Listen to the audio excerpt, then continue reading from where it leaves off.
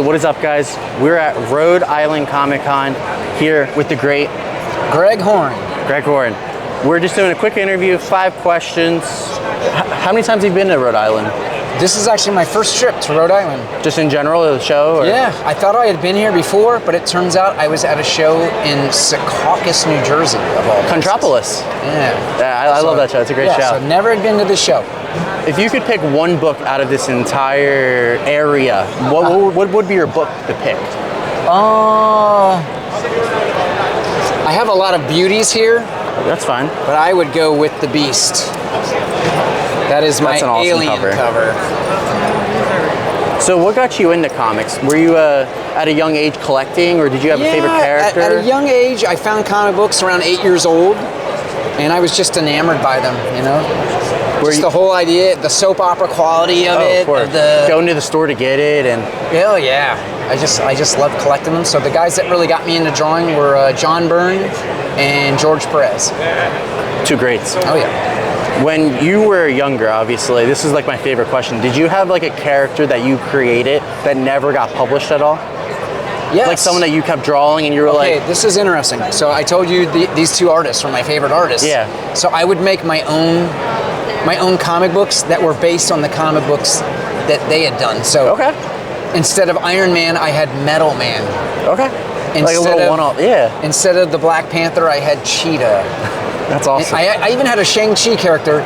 His name was Karate Dog, and it was because I couldn't really draw human heads that well at this age. We're talking like 10, 11 years old. Yeah. So I would draw like these Hanna-Barbera cartoon heads on them. So Superman would become a man with a dog's head. It was a really weird scene. But yeah. I mean, I love that though. Yeah. So yeah, I have many covers. characters I've created that were that never have seen the light of day. Do you feel like your art is definitely unique, very colorful?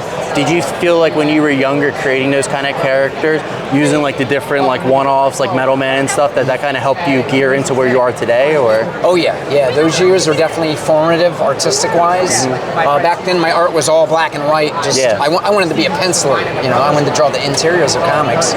And eventually, I found different mediums, airbrush in particular, and that's kind of what's led to what you see here. It's airbrush migrated over to a digital world. Okay. So every single book we see here is basically airbrush to start, then you kind of send it one more, or? Yeah, I'd say everything you see here is penciled first. Okay. And then I do all the colors now on computer. Okay, gotcha. And I've been doing that for essentially 25 years. I pioneered digital art at Marvel. Really? Yeah. Were you one of the first ones, or like? I was the first one. Yeah.